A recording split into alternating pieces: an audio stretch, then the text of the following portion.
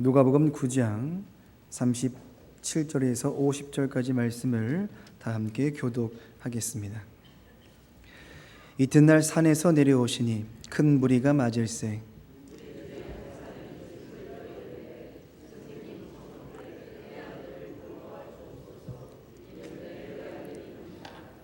귀신이 그를 잡아 갑자기 부르짖게 하고 경련을 일으켜 거품을 흘리게 하며 몹시 상하게 하고야 겨우 떠나가나이다.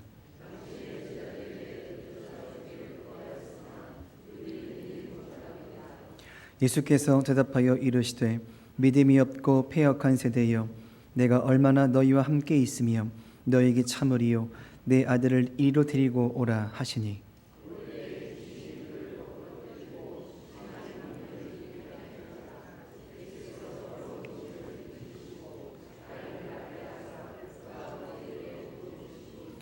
사람들이 다 하나님의 위엄에 놀라니라. 그들이 다 그 행하시는 모든 일을 놀랍게 여기사 예수께서 제자들에게 이르시되,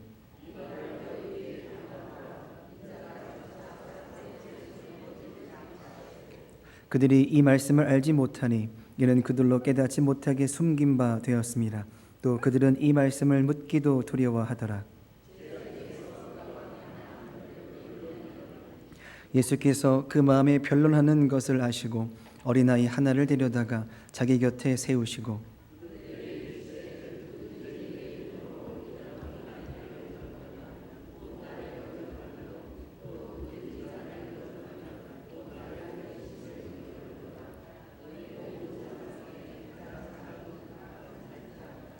요한이 여짜오되 주여, 어떤 사람이 주의 이름으로 귀신을 내쫓는 것을 우리가 보고 우리와 함께 따르지 아니하므로 금하였나이다.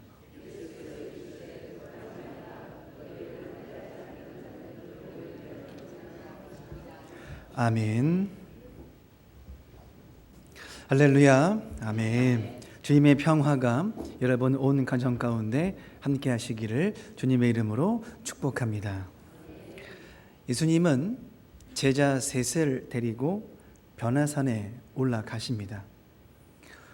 올라가서 벌어지는 사건을 보니 말로 표현하기 어려운 사건들이 벌어지더라라는 것이죠. 신비한 광경을 체험토록 하십니다. 이를 통해서 예수님이 어떤 분이신가, 어떠한 신분을 가지신 분이신가에 대한 이해를 확실한 사건을 통해서 그들에게 일러 두시는 것이죠. 제자들도 이 모습을 보자 느낀 것이 많았고 또한 가마 감동이 되었는지 요청을 드립니다. 초막을 짓고 여기서 살자라고 이야기를 하죠. 이 말은 앞으로 예수님이 하셔야 될 일들을 가로막은 채 지금 여기가 좋으니 여기서 살자라고 예수님을 붙들어 매는 장면인 것입니다. 이 말대로 하면 예수님은 앞으로 벌어질 하셔야 될 십자가의 구원의 사건을 우리에게 허락할 수 없는 그런 멈춤이 생길 수밖에 없는 상황이 마주할 수밖에 없는 것이죠. 그것 하지 말라는 겁니다. 지금 이들이 뭔가를 느끼고 은혜를 받았고 했던 고백이 뭐냐 하면 예수님 보고 앞으로 하실 일들 하지 마십시오라고 그렇게 이야기하죠. 어떠한 생각, 어떤 의미가 있는지를 전혀 모르고 그냥 내가 보고 내가 느낀 것만 중심 삼아서 그냥 그렇게 내뱉을 뿐인 것입니다.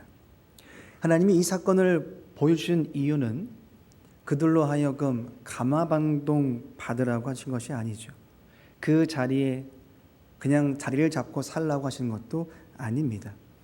앞으로 예수님께서 하셔야 될 일들에 대한 근거가 바로 여기에 있다는 사실을 알려주시기 위해서 지금 이 변화의 사건을 그들 앞에서 보게 하시던 것이죠. 그렇기에 베드로의 말이 끝나자마자 갑작스런 하나님의 찾아오심이 나타나게 됩니다. 그들이 구름대가 몰려들어 감싸더니 음성이 들어오죠. 하나님의 영광이 나타나고 있는 이 자리에서 이상한 말 하지 말라는 것입니다. 하나님의 아들이신 예수 그리스도에 대한 이해와 하나님의 계획하심이 성취되어져야 하는 이 상황에서 이상한 생각, 쓸데없는 말을 괜히 내뱉지 말라고 말씀하시는 거죠. 이 말은 내가 보고 내가 느끼는 게 중요한 것이 아니라 하나님이 하셔야 될 것과 하나님의 이루심이 더 우선되어지고 중요한 문제라는 것을 우리에게 알려주시는 겁니다. 그러니까 이에 대한 우리가 확인이 뭘 했냐 하면 아브라함의 순종을 이야기를 했죠. 어렵게 100세 만에 아이를 얻게 되었습니다. 하나님은 그 아브라함에게 아이를 제단에 바치라고 명하시죠. 근데 순종을 합니다. 여기에 우리의 관심이 어떤 것이었냐면 아브라함이 도대체 어떠한 믿음을 가졌기에 이 일에 순종할 수 있었을까? 우리는 그 믿음을 보고 듣고 배우기를 원해 왔던 것이죠.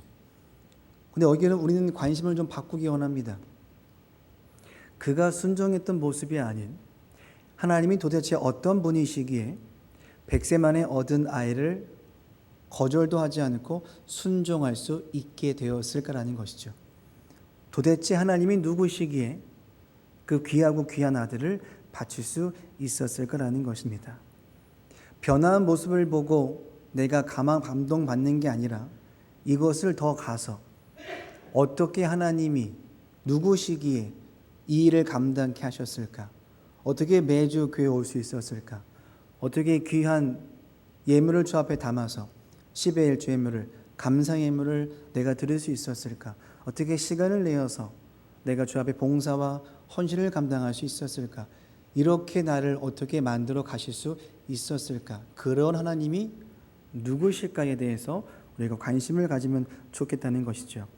말씀은 이어져 옵니다. 오늘은 끓는 점이란 제목으로 말씀을 전하도록 하겠습니다.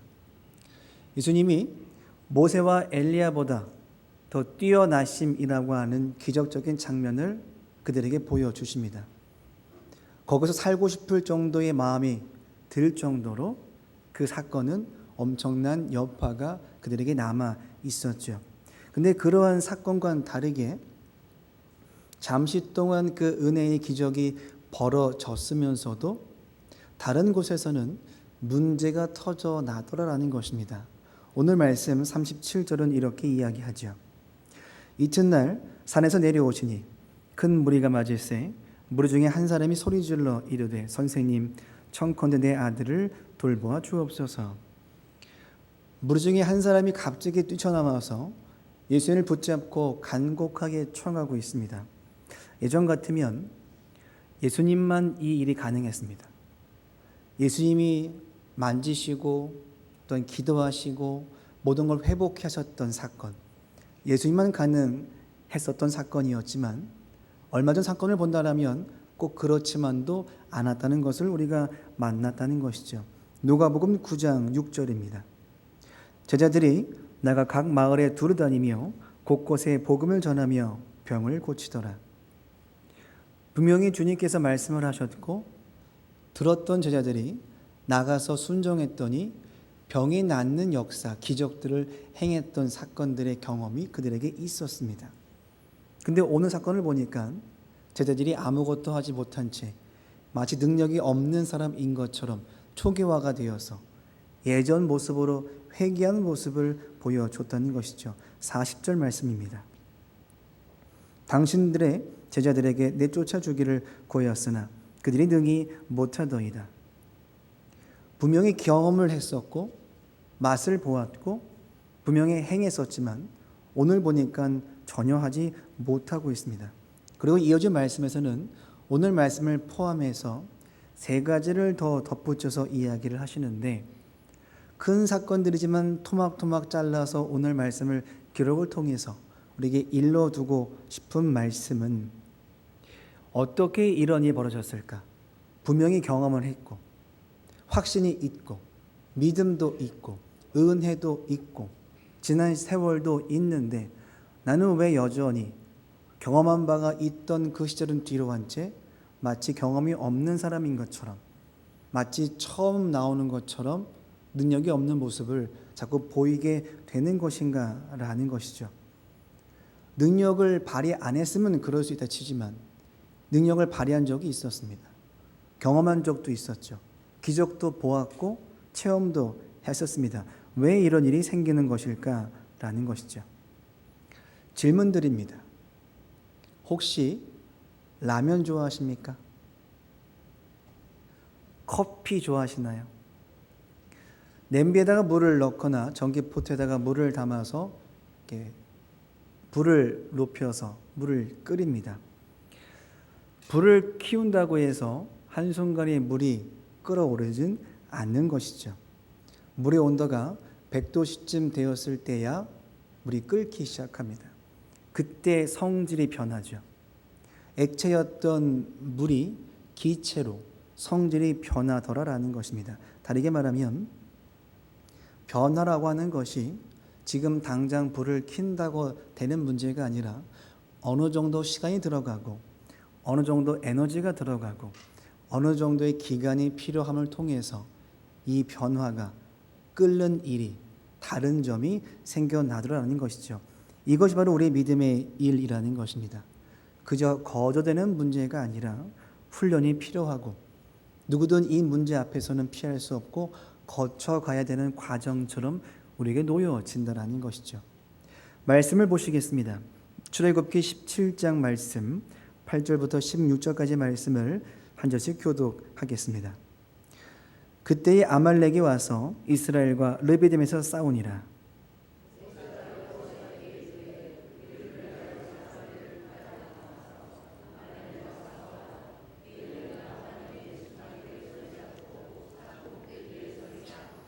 여호수아가 모세의 말대로 행하여 아말렉과 싸우고 모세와 아론과 훌은 산 꼭대기에 올라가서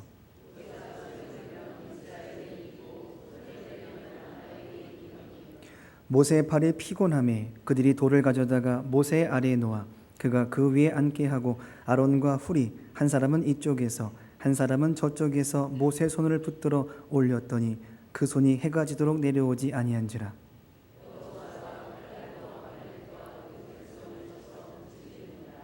여호와께서 모세에게 이르시되 이것을 책에 기록하여 기념하게 하고 여호수아의 귀에 외워 들리라. 내가 아말렉을 없이하여 천하에서 기억도 못하게 하리라.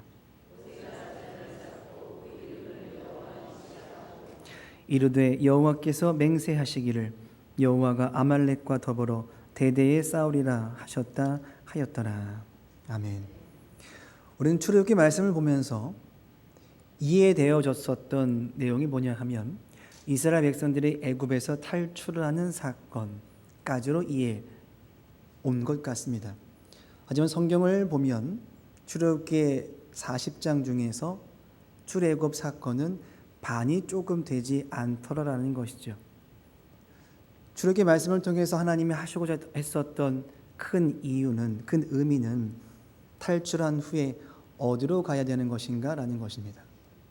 탈출로 끝나서 광야가 목적지가 아니라 탈출한 이후 약속의 땅 가나안으로 가는 것이 하나님이 탈출하시게 만든 가장 큰 목적과 이유라는 것이죠. 그곳에 가면 젖과 꿀이 흐르는 땅이 그들에게 허락되는 것입니다. 다만 애굽에서 탈출한 이후에 가나안 땅까지 가는 건 순간 이동처럼 한 번에 가는 게 아니라 광야라고 하는 길을 거쳐서야만 갈 수 있는 것이죠. 이 일로 인해서 이스라엘 백성들이나 오늘 우리들은 적잖이 당황하게 됩니다. 주의 말씀에 따라서 순종해서 나왔더니 광야입니다. 주의 말씀대로 살았더니 광야입니다. 마실 것이 없고 먹을 것이 없고 집이 없고 외부의 공격이 있고 여러 가지 어려움들이 있는 것이 하나님의 인도하심 이후에 벌어진 사건인 것이죠. 왜 그렇습니까? 시간이 필요합니다. 훈련이 필요하죠. 과정이 필요한 것입니다. 그 흐름이 방금 읽었던 말씀의 전쟁이죠. 이번 전쟁은 앞선 애굽 땅에서의 탈출의 사건과는 사뭇 다릅니다. 애굽 탈출 사건에서는 하나님이 처음부터 끝까지 다 주관하십니다. 10가지 재앙도, 홍해를 가르는 것도, 먹을 것과 마실 것도 등등의 여러 가지의 일들을 하나님이 주관하시고 계획하시고 허락하십니다. 하지만 이번의 전쟁은 좀 다르죠. 백성들이 동원됩니다. 여호수아를 필두로 하여 백성들이 모여서 전쟁에 동참하도록 하나님이 명하신다라는 것이죠. 출애굽기 14장 13절은 이렇게 말씀하셨습니다. 모세가 백성에게 이르되 너희는 두려워하지 말고 가만히 서서 여호와께서 오늘 너희를 위하여 행하시는 구원을 보라. 분명히 이전까지는 하나님이 모든 계획을 하셨고 주관하시고 이루십니다. 하나님의 구원하심에 백성들이 동참하거나 협조할 문제는 아무것도 없죠. 하나님이 다 완성하십니다. 근데 좀 달라지게 되죠. 출애굽기 14장 9절은 이렇게 말씀합니다. 모세가 여호수아에게 이르되 우리를 위하여 사람들을 택하여 나가서 아말렉과 싸우라. 내일 내가 하나님의 지팡이를 손에 잡고 산 꼭대기에 서리라. 전쟁에 참여하라고 이미 선포를 하고 자기 또한 산에 올라가서 기도하겠다라고 선포합니다. 모세가 팔을 들면 이기고 팔을 내리면 지는, 여호수아가 잘 싸우면 이기고 백성들이 연합하면 이기고 그렇지 않으면 지는 그러한 싸움의 성격이 아니라 이 전쟁의 결과는, 승리는 하나님께 있다는 사실을 이 상황을 통해서 그들이 알고 듣고 배우게 한다라는 것이죠. 그렇게 그들의 주어진 현실은, 말씀에 따라 인도받은 현실은 전쟁이었고 하루 종일 싸우는 그런 현실적인 어려움들이었습니다. 그러다 보니까 힘듭니다. 팔이 내려오기 시작하고 고통스럽기 시작하죠. 신기한 것은 팔을 내리면 지고 팔을 올리면 이기는 겁니다. 아론과 훌이 돌을 그어놓고선 함께 동참함으로 전쟁에서 승리할 수 있는 모세의 팔을 들어 올렸다라는 것이죠. 그러자 여호수아의 칼날이 아말렉과의 전쟁에서 열심히 싸워냄으로 승리함으로 쟁취를 하게 됩니다. 그렇다면 전쟁에서 이겨난 다음에 모든 것은 다 순조롭고 승리를 맛보았으니 은혜인 건 사실이나 다음 생각을 좀 해보게 되죠. 하나님께 인도를 받았다고 한다면 광야가 아니라, 전쟁이 아니라 적과 꿀이는 흐르는 땅이어야 맞지 않을까라는 생각이 든다는 겁니다. 마저 현실은 물이 없고 마실 것이 없는, 성벽이 없는 공격받는 상황인 것이죠. 분명히 주님께서 인도하셨는데 마주하는 것은 약속의 땅이 아니라 광야였습니다. 과정이 필요한 것이죠. 출애굽에서 탈출한 다음 약속의 땅으로 가기는 하나, 오늘의 현실은 광야인 것입니다. 그러면 가지 못하는 것이냐? 아니죠. 탈출한 이후에 이미 하나님이 약속하셨고 완성해 놓으셨고 이루 놓으셨습니다. 이스라엘 백성들은 반드시 가나안 땅에 들어가리라. 그러나 다만 오늘의 현실은 광야인 것이고 전쟁인 것입니다. 그 날을 이룰 때까지, 그 땅에 들어갈 때까지 이루는 것은 사실이나 이루기 직전까지는 광야의 시간을 보내야 했다라는 것이죠. 그 사이의 시간이 필요한 겁니다. 하나님이 이 모든 것을 이루신다, 완성하신다, 채우신다, 그리고 이루셔서 우리 모든 것을 허락하신다라는 것을 이제는 듣기만 하지 않고 직접 뛰어들어서 이 일을 맛보게 하시고 경험케 하신다라는 것이죠. 그 과정 속에 흔들리지 말라는 것입니다.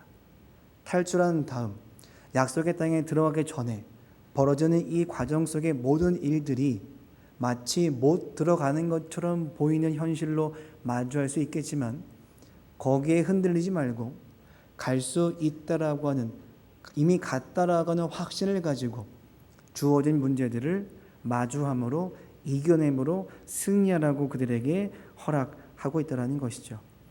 그 일을 배우는 겁니다. 고통을 배우고 눈물을 흘리라가 아니라 하나님이 모든 걸 주관하시고 이루신다는 사실을 이 사건을 통해서, 기간을 통해서 배우게 하신다는 거죠. 내가 원하는 일이 아닐 수 있습니다. 내가 기대하는 바가 아닐 수도 있습니다.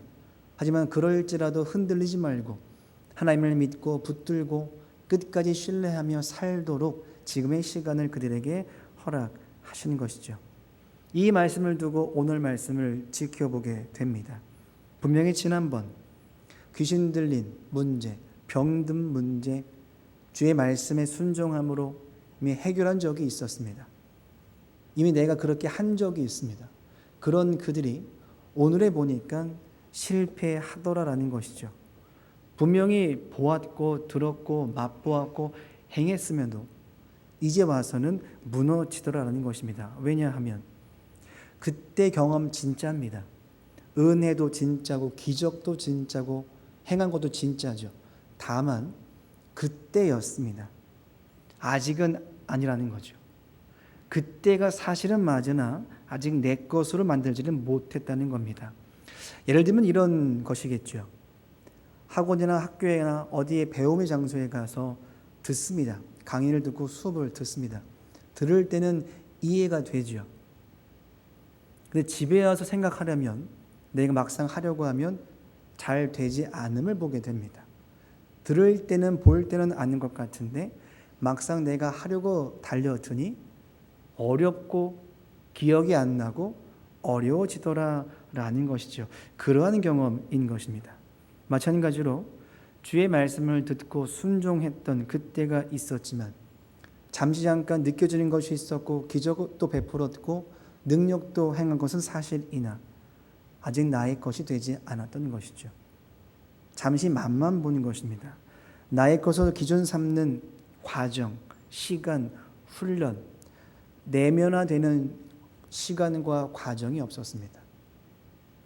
이 안에 뿌리를 잡고 중심을 잡고 내가 변화가 돼서 성질이 바뀌듯 내가 내면화되는 과정과 훈련이 없다 보니까 보고 듣고 아는 것이 있지만 진정한 변화는 없다 보니 오늘에 와서 다시 주가 없던 그때로, 믿지 않았던 그때로, 능력 행하지 못했던 그때로 우리가 돌아감을 본다라는 것이죠. 그러하기에 오늘 말씀을 통해서 우리가 확인되는 것은 믿음의 과정이 필요하겠구나.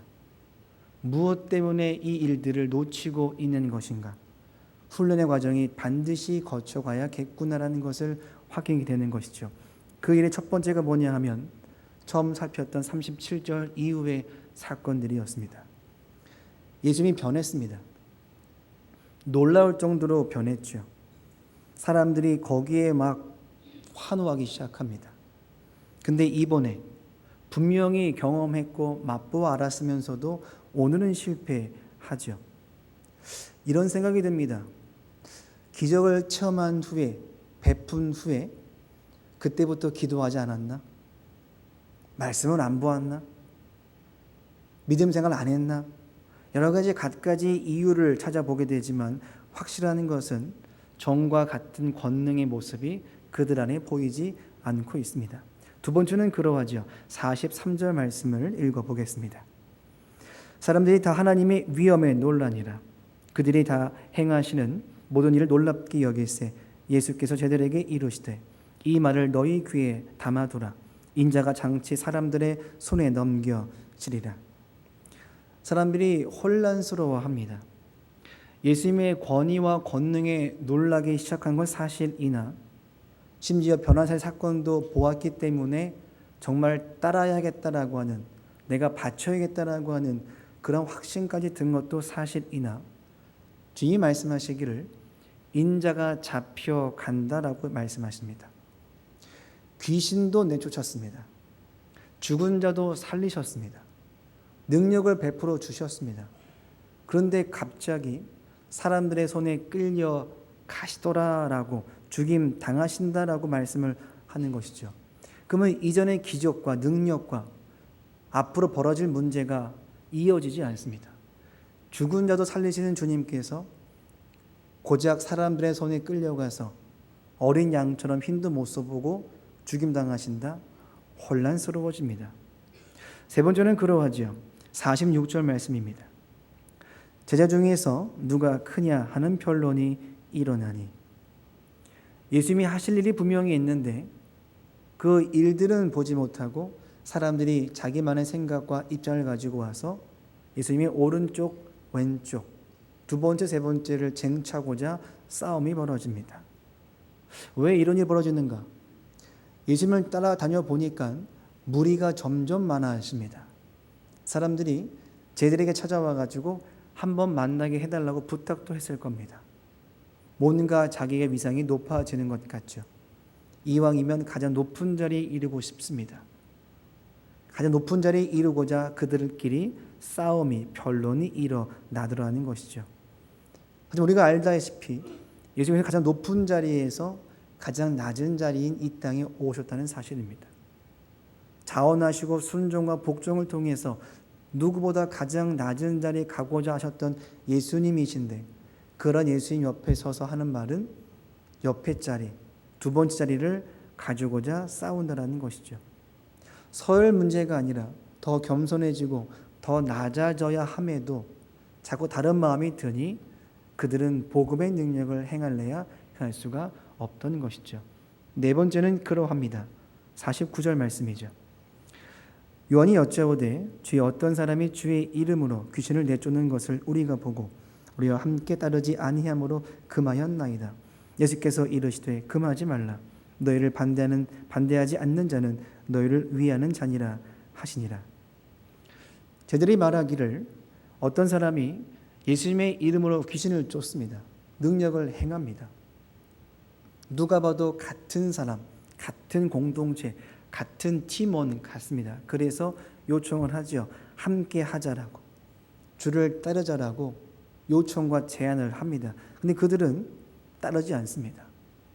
자기의 길도 가더라는 것이죠. 그러니까 그들은 말하기를 그냥 그들을 막아서고 함께하지 않고 구분을 짓는 것으로 결론을 내렸던 것이죠. 여기 예수님께서는 그들을 금하지 말라라고 그 제자를 당부를 하십니다. 이 말씀은 우리 모두가 같은 마음이라고 하는 이해 속에서 내 마음과 같아서 같은 마음이 아니라 주님으로 같은 마음이라는 것입니다. 이들의 이해는 내 마음과 같으면 한 팀, 그렇지 않으면 다른 팀, 금하는 팀, 거리를 둬야 하는 팀으로 이해했겠지만, 주님께서는 내 이름으로, 주님으로, 말씀으로, 성령으로 하나됨을 말씀하셨고, 그러기에 우리는 그 하나됨의 이해 속에서 다른 사람을 관용을 베풀고 이해를 하며 포용하는 문제를 그들에게 말씀을 하셨던 것이죠. 주를 따라 나서긴 했지만 그들 마음 안에는 다른 사람들과 함께하는, 포용하는, 이해하는, 배려하는 마음이 전혀 없었던 것입니다. 분명 그들은 예수님과 함께 지내면서 기적을 맛보았고 경험을 했고 기적을 베푼 적도 있었던 것이 사실이죠. 그런데 그들이 혼란스러워합니다. 높아지려고 합니다. 상대에 대한 관용과 이해가 부재하기 시작합니다. 주님을 따라 나섰고 믿었고 순종했건만 그들 안에 벌어지는 문제는 그렇지 않더라는 것이죠. 분명히 있었는데 왜 그 능력이 사라지는가? 왜 말씀대로 순종하지 못하는가라는 것입니다. 왜냐하면 아직 물이 100도씨에 이르지 못했기 때문에 그러합니다. 물이 끓어야 하는데 아직 끓지 못하는 것이죠. 시간도 들였고 에너지도 들어갔고 열도 들어간 건 사실이나 아직은 끓지 않았던 것입니다. 주님과 함께하는 그 경험에 한 번의 맛은 보았으나 아직 내 안에 성령으로 변화되어지는, 내면화되어지는, 자리를 잡는, 성질이 변하는 그 경험이 아직 없었기 때문인 것이죠. 그러다 보니까 문제가 생기자, 이익이 생기자, 눈앞에 펼쳐지자 마치 예수님이 없던 시대처럼, 경험이 없던 그 시절처럼 그들의 인생이 돌아가더라라는 것입니다. 그렇게 주님께서는 이스라엘 백성들을 출애굽하신 이후에 가장 먼저 만나게 하셨던 현실은 광야였던 것이죠. 가는 곳마다 광야입니다. 가는 곳마다 물이 없고 가는 곳마다 먹을 것이 없습니다. 이 과정을 통해서 훈련시키시죠. 하나님이 인도하시고 계획했던 모든 일들을 진짜 하나님이 나의 구원자시고 나의 길이시고 진리라는 것을 그 자리에서 경험케 만들었던 것이죠. 그러다 보니까 적자에 당황케 된 것은 사실입니다. 탈출하면 다 해결될 줄 알았는데 그 과정이 생각보다 오래 지속되더라라는 것이죠. 주의 말씀에 순종하고 따랐는데 현실은 어려운 현실을 마주하게 되었다는 것입니다. 훈련이 필요하죠. 내면화시키는 과정이 필요합니다. 주를 믿는다는 것이 무엇인가에 대한 이해가 머릿속이 아닌 우리의 변화를 통해서 나타나고 자리를 잡기를 원하셨다는 것이죠. 다른 사람에 대한, 주를 향한, 인생을 마주하는 우리의 모습들이 당장은 어렵더라도 하나님 나라의 소망을 두고 확신을 가지고 믿음의 힘을 키워서 이것을 가지고 오늘을 살게 하시는 주의 과정을 우리가 만나야겠다라는 것입니다. 한 번으로 끝나지 않습니다. 한 번 예배드리고 한 번 성경 본으로 끝나는 것이 아니라 남은 생에 주를 믿고 난 다음 부르시는 그날까지 이 과정 속에서 부단히 멈춤 없이 계속 이어져야 하는 것이 오늘 우리의 믿음 생활의 과정이 되어야겠다라는 것이죠. 이 일이, 이 훈련의 장소가, 훈련의 사건이 바로 어디에 있냐 하면 저와 여러분이 마주하고 있는 그 현실, 그 삶의 자리에서 주님께서 허락하고 계시다라는 것입니다. 고통스럽고 어렵게 만들려고 하시는 것이 아니라 이 모든 과정을 지나가도록 저와 여러분에게 허락된 삶의 자리의 문제라는 것이죠. 그러니까 그 현실은 불평과 불만으로 결론 내려서는 안 되는 문제라는 것입니다. 하나님께 보냄받은 자로서 어떤 일을 이뤄낼 것인가에 대한 이해 속에서 내가 마주하는 모든 주제와 사건과 사람들은 훈련의 과정인 것입니다. 주님을 내 인생의 전부라 여길 수 있는, 내가 성질이 변하는, 내가 인생이 변하는, 주의 말씀과 성령이 내면화되어지는 그러한 과정의 방법과 사건으로 이해가 되어진다면 우리는 그 자리에서 해야 할 고백이 있다는 것이죠. 나를 부인하고 자기 십자가를 지고 주를 따라가는 것이 저와 여러분에게 주어진 삶의 자리의 현실인 것입니다. 이 일에 있어서 주님께서 각자마다 다른 성격과 다른 주제로 말씀하시더라라는 것이죠. 이 과정을 감사와 기쁨으로 받아내시며 주의 말씀에 따라가는 것이 당장의 가나안은 아닐지라도 그 확신을 가진 채 주어진 모든 것들을 자기를 부인하고 자기 십자가를 지고 주를 따라가는 것으로 이해하심으로 순종하심으로 감당의 내므로 우리의 성질과 우리의 인생이 바뀌어지는 저와 여러분 되시기를 간절히 바랍니다. 기도하시겠습니다. 하나님 감사합니다. 교회를 왔다 간 횟수만 치더라도 수백 번, 수천 번이 넘습니다. 하지만 주님, 이제는 주를 만나고 정말 바뀌기를 원합니다. 주님의 말씀이 내 인생의 자리를 잡아서 액체가 기체로 변하듯 우리의 성질이 바뀌기 원합니다. 자기를 부인하고 자기 십자가를 지고 주를 따라가는 인생의 현실이 내가 마주하고 있는 현실로서 이해가 되어지며 순종함으로 나아갈 수 있도록 믿음과 은혜를 허락하여 주옵소서. 예수님의 이름으로 기도하옵나이다. 아멘. 다 같이 말씀을 기억하며 기도하시겠습니다.